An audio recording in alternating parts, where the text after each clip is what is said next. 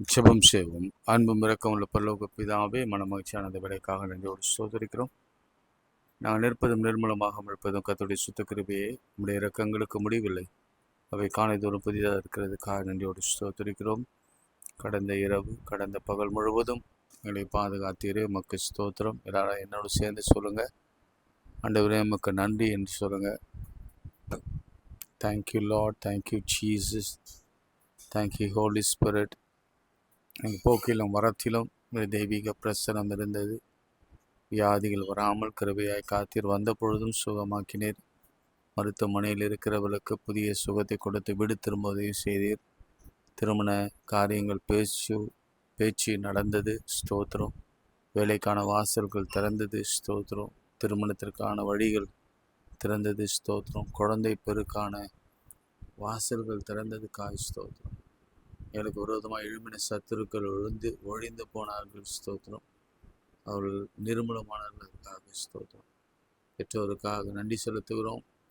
கணவன் மனைவிக்காக ஸ்தோத்தரிக்கிறோம். பிள்ளைகளுக்காக ஸ்தோத்தரிக்கிறோம். பிற பிள்ளைகளுக்காக ஸ்தோத்தரிக்கிறோம். அவருடைய படிப்புக்காக ஸ்தோத்திரம். அவருடைய கல்லூரி வாழ்க்கைக்காக ஸ்தோத்திரம். கூட கர்த்தருடைய பிரசன்னம் உண்மத்திலே அசைவாட செபிக்கிறோம். இயேசுவின் நாமத்தில் செபிக்கிறோம் நல்ல பிதாவே, ஆமென்.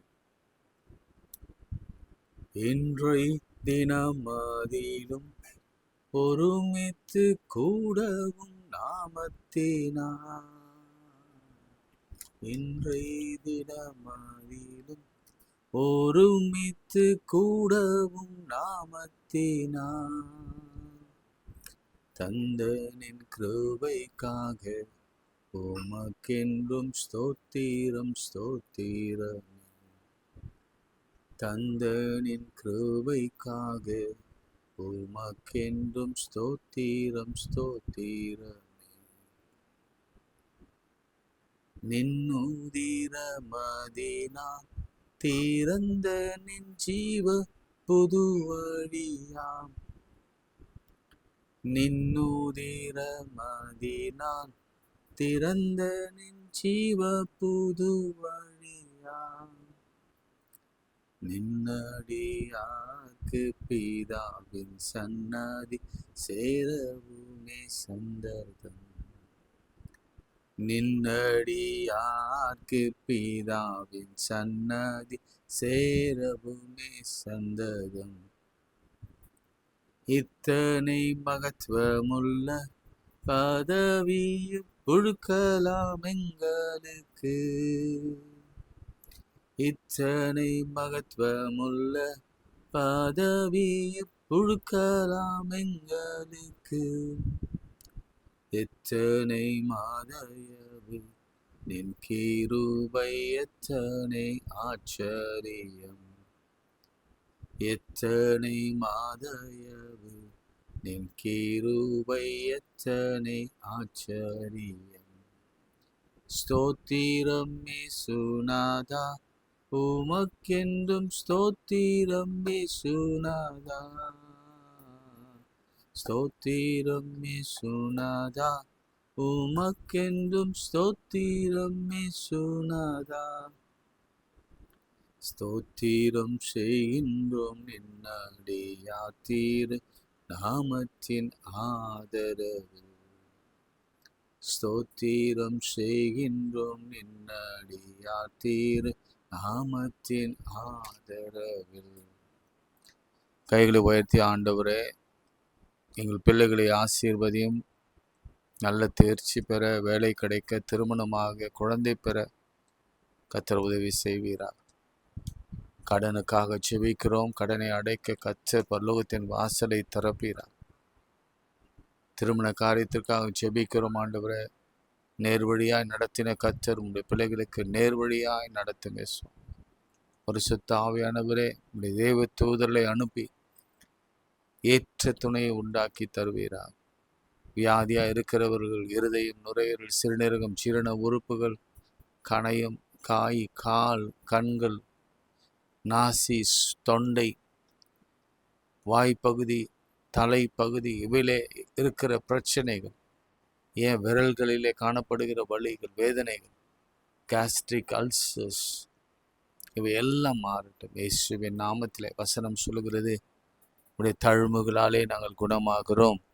அந்த வார்த்தையை திரும்ப திரும்ப சொல்லுங்க. உடைய தழும்புகளாலே நாங்கள் குணமாகிறோம். இயேசுவின் தழும்புகளாலே நீங்கள் குணமானீர்கள். ஆண்டவரே, நாங்கள் கேட்டதையும் கேட்க மறந்து அனைத்தையும் கூட்டித்தார். அநேகருடைய குடும்பங்களிலே கணவன் மனைவி பிரிந்து இருக்கிறாங்க. அன்பு தணிந்து போகிற காலத்தில் இருக்கிறோம். கர்த்தருடைய கரம் உடைய பிள்ளைகள் மீது வைக்கப்படட்டும். இயேசு கிறிஸ்துவின் நாமத்தில் ஜெபிக்கிறோம் பிதாவே, ஆமென்.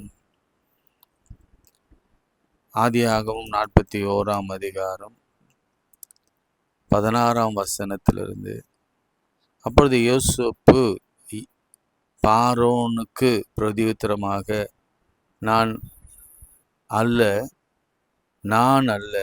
தேவனே பார்வோனுக்கு மங்களமான உத்தரவு அருளச் செய்வாராக. நல்ல வார்த்தை இது. ஒரு ஊழியக்காரர் அடிக்கடி இந்த வார்த்தையை பயன்படுத்துவார். மங்களமான உத்தரவு கிடைக்கும். ஆமென் சொல்லுங்களேன். மங்களமான உத்தரவுன்னா, ஒரு செலிப்ரேஷனில் திருமணம் அதை சொல்லுவோம், மங்கள காரியம் அப்படின்னு சொல்லுவோம், திருமாங்கல்யம் அப்படின்னு நாம் சொல்லுவோம். கர்த்தர் உங்களோடு கூட பேசினால் அதை உடனே ஆமென் என்று எடுத்துக்கொள்ளுங்க. யோசேப்பு சொன்னான்.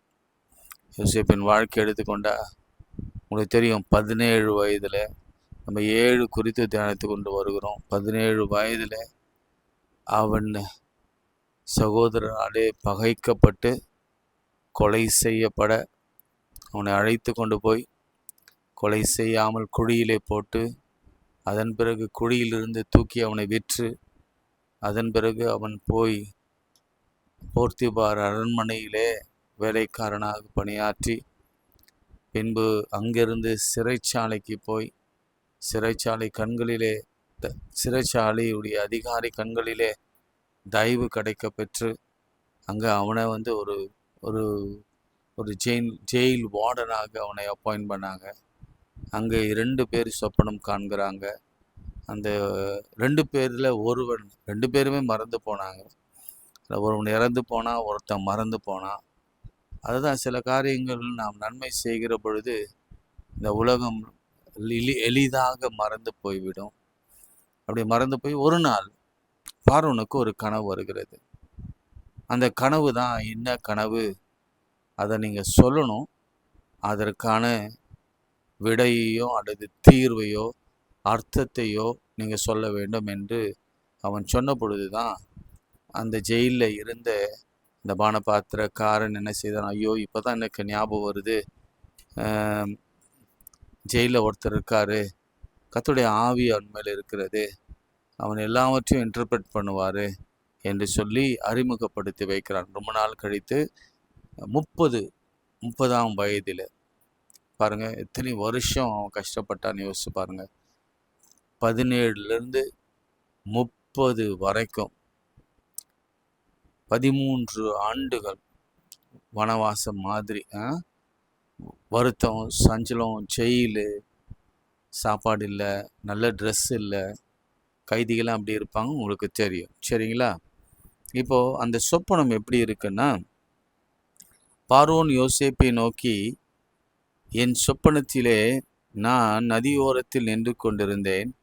அழகும் புஷ்டியுமான 7 பசுக்கள் நதியிலிருந்து ஏறி வந்து புல் மேய்ந்தது. அவைகளின் பின் இளைத்ததும் மகா அவலட்சணமும் கேவலமான வேறு 7 பசுகள் ஏறி வந்தது. நல்ல கவனிங்க. நம்ம இந்த 7 கொழுமையான பசு, 7 அவலட்சணமான பசு, இப்படிப்பட்ட செக்டர்ஸ் இருக்கிறாங்கன்னு வச்சுக்கோங்களேன். அல்லது நம்முடைய வாழ்க்கையில கூட இப்படி நாம் செழிப்பை கொழுமையை அனுபவித்த 7 வருஷங்கள் உண்டு. இங்கே சொல்லப்பட்டிருக்கிறபடியே கேவலமான ஒரு அவலட்சணமான வாழ்க்கை வாழ்ந்த நாட்களும் உண்டு. நான் நம்மளை வச்சு தான் சொல்கிறேன். புஷ்டியுமான அழகுமான நாட்கள் உண்டு, அது 7 வருஷம்.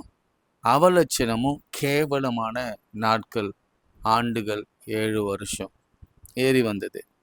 இவைகளைப் போல அவலட்சணமான பசுக்கள் எகிப்து தேசம் எங்கும் நான் கண்டதே இல்லை. உலகத்தில் அப்படி பார்த்ததே இல்லையா எகிப்து தேசத்துல. கேவலமும் அவலட்சணமான பசுக்கள் கொழுமையான முந்தின 7 பசுக்களை பட்சித்து போட்டது. அவைகள் இவைகளின் வயிற்றுக்குள் போயும் வயிற்றுக்குள்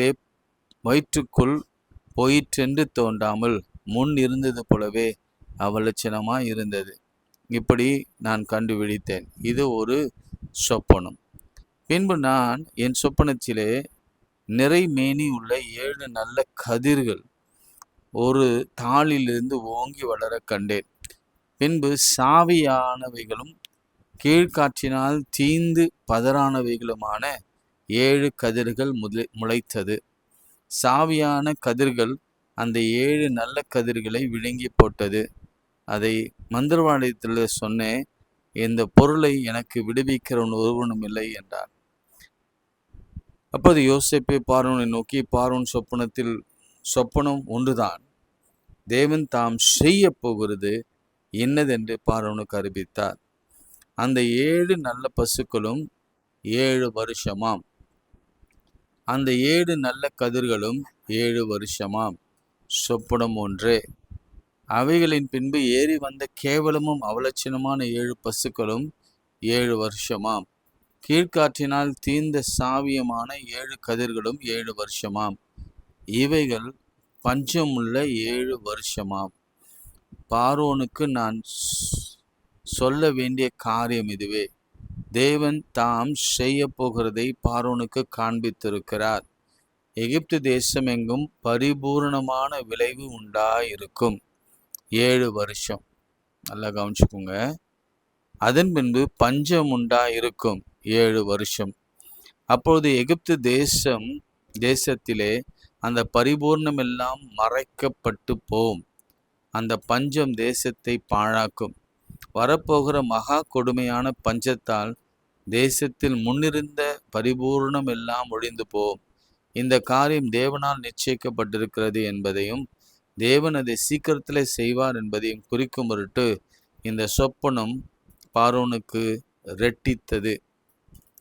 அப்போ இவர் சொல்யூஷனும் சொல்றாரு. விவேகமாக ஞானமுள்ள ஒரு மனுஷனை தேடி அவனை எகிப்து தேசத்து அதிகாரியாக பார்வோன் ஏற்படுத்துவாராக. இப்படி பார்வோன் செய்து தேசத்து மேல் விசாரிக்காரனாய் வைத்து பரிபூர்ணமுள்ள 7 வருஷங்களில் எகிப்து தேசத்திலே விளையும் விளைச்சல்களை 5இல் ஒரு பங்கை வாங்கும்படி செய்வீராக. அவர்கள் வரப்போகிற நல்ல வருஷங்களின் விளைவை தானியங்கள் எல்லாம் சேர்த்து, சில வார்த்தையை நான் அழுத்தி சொன்னேன்னா நீங்கள் நல்லா கவனிச்சுக்கணும், சேர்த்து பட்டணங்களிலே ஆகாரம் உண்டாயிருக்கும்படி பார்வோனுடைய அதிகாரத்துக்குள்ளாக தானியங்களை பத்திரப்படுத்த வேண்டி வைப்பார்கள். இது எவ்வளோ பெரிய நல்ல ஆலோசனை பாருங்களேன். இது நமக்கே தான். இப்போ எந்த நாட்டில் நம்ம இருக்கிறோம்? நீங்கள் எந்த நாட்டில் இருக்கீங்க? நான் டெஃபினட்டாக இந்த 7 வருஷ குழிய பஞ்ச நாட்களில் இருக்கிறேன். நீங்கள் இப்போது இந்த செழுமை நாட்கள் வருகிற பொழுது அதை ஒழுங்காக பயன்படுத்தணுமா? ஒருவேளை நீங்கள் இப்படிப்பட்ட ஒரு செழுமை நாட்கள் இருக்கும் பொழுது ஒரு 5இல் ஒரு பங்கை நீங்கள் எடுத்து வைத்து பராமரித்து வைத்து கொள்ளுங்கள். ஏன்னா எதிர்காலத்தில் என்ன நடக்கும் என்று நமக்கு தெரியாது. இன்னும் ஒரு தீர்க்க தரிசனம் என்னன்னா, நாம் இந்த கடைசி காலங்களில் வாழ்ந்து கொண்டிருக்கிறோம். பஞ்சங்கள் வரும். அதுதான் ஆண்டவராகிய இயேசு கிறிஸ்து சொன்ன கடைசி கால அடையாளங்கள். பஞ்சங்கள், கொள்ளை நோய்கள், பஞ்சங்கள். கண்டிப்பாக பஞ்சம் வரும். இப்போவே உங்களுக்கு தெரியும், சாப்பாடு கிடையாது, விலையேற்றம் உங்களுக்கு தெரியும், எவ்வளவு விலையேறி கொண்டிருக்கிறது, நமக்கு தெரியாமலே விலையேறி கொண்டிருக்கிறது. அப்படிப்பட்ட ஒரு சூழ்நிலை வருகிற பொழுது சாப்பாடுக்கு கூட வழி இல்லாமல் ஜனங்க பஞ்சத்தில், சொமாலியாலாம் நாட்டில் இந்த குழந்தைங்க சாப்பாடுக்கு வழி இல்லாமல் செத்து போனாங்கன்னு நம்ம கேள்விப்பட்டிருக்கோம், நிறைய டாக்குமெண்ட்ரியில் பார்த்துருக்கோம்.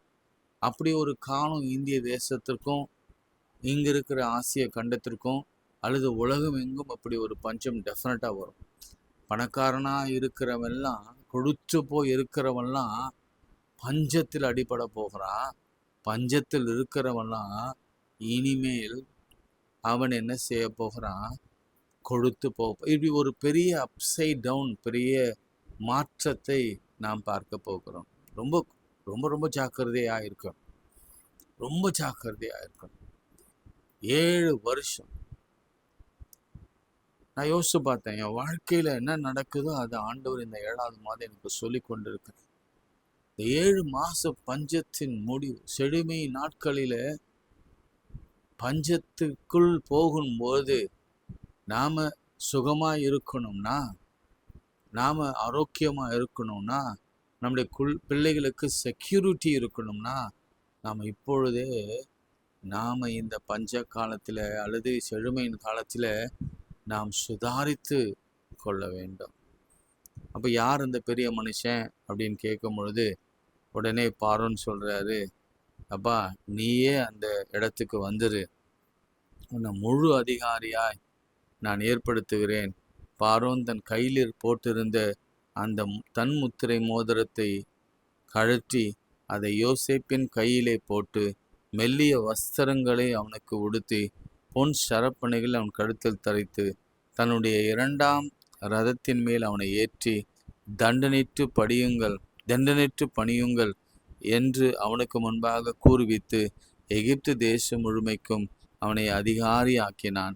பின்பு பார்வோன் யோசேப்பை நோக்கி, நான் பார்வோன் ஆனாலும் எகிப்து தேசத்தில் உள்ளவர்கள் எல்லாம் ஒருவனும் உன் உத்தரவு இல்லாமல் தன் கையாவது தன் காலையாவது அசைக்கக்கூடாது அப்படின்னு சொல்லிட்டு, மேலும் பார்வோன் யோசேப்புக்கு சாப்நாத் பனையா என்கிற பெயரை சூட்டி பெயரையிட்டு ஓன் பட்டணத்தின்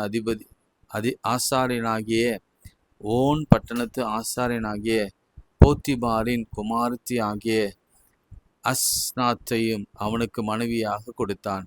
யோசேப்பு எகிப்து தேசத்தை சுற்றி பார்க்க புறப்பட்டு போனான். யோசேப்பு எகிப்து தேசம் எங்கும் போய் சுற்றி பார்த்தான். பரிபூர்ணமான 7 வருஷங்களும் பூமி மிகுதியான பலன் கொடுத்தது. நல்ல கவனிங்க, நல்ல பலனை கொடுக்கும். 7 வருஷங்கள் எகிப்து தேசத்தில் விளைந்த தானியங்கள் எல்லாம் அவன் சேர்த்து அந்த தானியங்கள் பட்டணங்களில் கட்டி வைத்தான். அந்தந்த பட்டணத்திலே அதனதன் சுற்றுப்புறத்திலே தானியங்களை கட்டி வைத்தான். இப்படி யோசேப்பு அளவிருந்ததாய் கடல் கரை மணலை போல மிகுதியான தானியத்தை சேர்த்து வைத்தான். அது அளவுக்கு அடங்காது இருந்தது. பஞ்சமுள்ள வருஷங்கள் வருகிறதுக்கு முன்னே யோசேப்பு 2 குமாரர்கள் பிறந்தார்கள். அவர்கள் ஓன் பட்டணத்தின் ஆசாரனாகிய போத்திபாரின் குமாரத்தி ஆகிய அஸ்னாத்துக்கு பெற்றான். யோசேப்பு இந்த வசனத்தை கவனிங்க. யோசேப்பு என் வருத்தம் யாவும் என் தகப்பனுடைய குடும்பம் அனைத்தையும் நான் மறக்கும்படி தேவன் பண்ணினார் என்று சொல்லி மூத்தவனுக்கு மனாசே என்று பெயரிட்டான். நான் சிறுமைப்பட்டிருந்த தேசத்தில் தேவன் என்னை பழுக பண்ணினார் என்று சொல்லி இளையவனுக்கு எப்ராயிம் என்று பெயரிட்டான். எகிப்து தேசத்திலே வந்த பரிபூர்ணமுள்ள 7 வருஷங்கள் முடிந்த பின்பு யோசேப்பு சொல்லபடி 7 வருஷம் பஞ்சம் தொடங்கியது. சகல தேசங்களிலும் பஞ்சம் உண்டாயிற்று. ஆனாலும் எகிப்து தேசம் எங்கும் ஆகாரம் இருந்தது. ஆமென். இதுதான் வாழ்க்கை. அதுக்கப்புறம் என்ன ஆச்சுன்னு உங்களுக்கு தெரியும். சகல தேசத்துலேருந்து வந்தாங்க.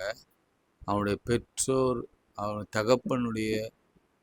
தகப்பனும் இவனை நம்பி தான் வாழ வேண்டிய சூழல், சகோதரரும் இவனை நம்பி தான் வாழ வேண்டிய ஒரு சூழல் வந்தது. எப்படி ஆண்டவர் தலைகீழாக பிளான் பண்ணி ஒருத்தனுக்காக, எனக்கு தெரிஞ்சு யோசேப்புக்காகவே இதை செய்தார் என்று நான் நினைக்கிறேன்.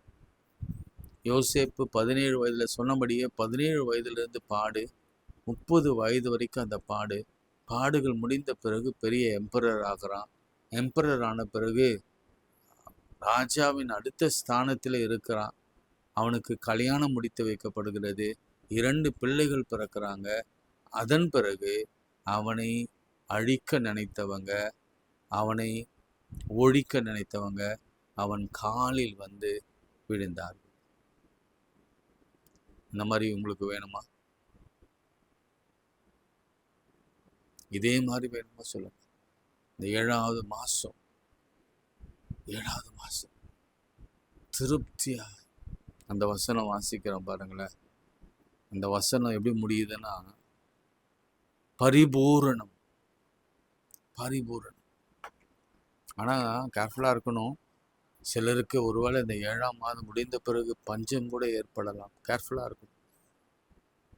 ஒருவேளை நான் 7 இயர்ஸ் ரொம்ப கஷ்டப்பட்டேன். உங்களுக்கு திரும்ப ஒரு வாழ்க்கை கர்த்தர் கொடுப்பார். சோமண்டா. அன்புள்ள ஆண்டவரே, இந்த வேலைக்காக நன்றியோடு ஸ்தோத்திரிக்கிறோம். நீர் கொடுத்த நல்ல ஒரு செய்திக்காக நன்றி செலுத்துகிறோம். 7 வருஷம் 7 வருஷம் செழுமை, 7 வருஷம் பஞ்சம். பஞ்சத்திலே யோசேப்பின் தலை உயர்த்தப்பட்டு அவன் சிங்காசனத்தில் அமர்ந்தான். கொடியிலிருந்து எடுத்து அவனை சிங்காசனத்தில் அமர பண்ணின கர்த்தர் அவனை தூரத்தள்ளினவங்க அவன் சமீபத்து வந்து அவன் காலிலே விழுந்து தானியம் வாங்கி கொள்ள வந்தார்கள். இப்படி ஒருவனுக்காக நீர் கர்த்தர் காலத்தையும் நேரத்தையும் நீர் மாற்றுவீர் என்று சொன்னார். எங்களுக்காக எல்லாவற்றையும் செய்ய வல்லவராக இருக்கிற கர்த்தருக்கு ஸ்தோத்திரம்.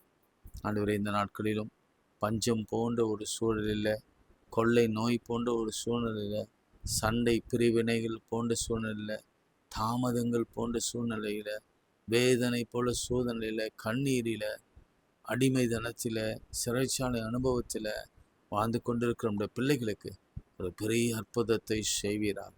இந்த மாசத்திலிருந்து கர்த்தர் தலைக்கீழ் மாற்றத்தை கொண்டு வந்து தலையை உயர்த்துவீரார்.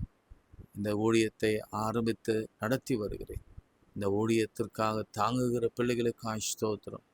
பண உதவி கொடுத்து இந்த ஊழியத்திலே சீடு விதைக்கிற பிள்ளைகளுக்கு ஸ்தோத்திரம். அந்த சீடு கோதுமை, ஒரு கோதுமை மணிகளை கொடுக்கும். ஒரு நெல்மணி ஒரு பெரிய கதிரை கொடுக்கும். அப்படி அந்த குடும்ப வாழ்க்கையில பெரிய கதிர்களை கொடுத்து ஆசீர்வதிக்க வேண்டும். இயேசுவின் நாமத்தில் ஜெபிக்கிறோம் பிதாவே, ஆமென்.